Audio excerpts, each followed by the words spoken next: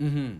Oo, kasi may nabanggit na rin dati si Senate President Tito Soto na sabi niya, hindi naman niya mapipilit si Senador Bato na pumasok. Kung may valid reason naman niya, kanya lang wala daw binabanggit na reason kung bakit siya hindi pumapasok. Pero sabi niya, hindi naman sa Senado mananagot si Senator Bato, kundi doon sa mga milyon-milyong Pilipino na bumoto sa kanya.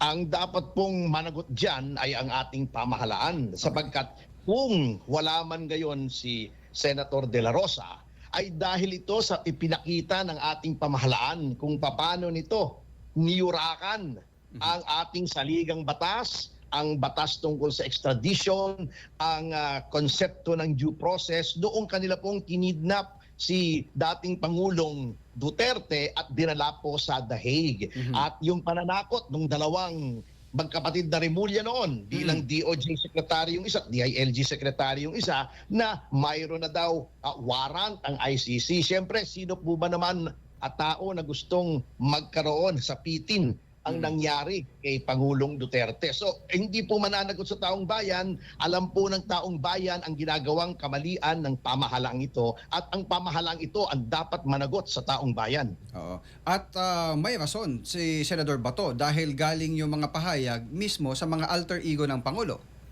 At tama po yan. At yung mga nagsasabi po, kasi may mga mabababaw po na sinasabing flight is an indication of guilt, etc.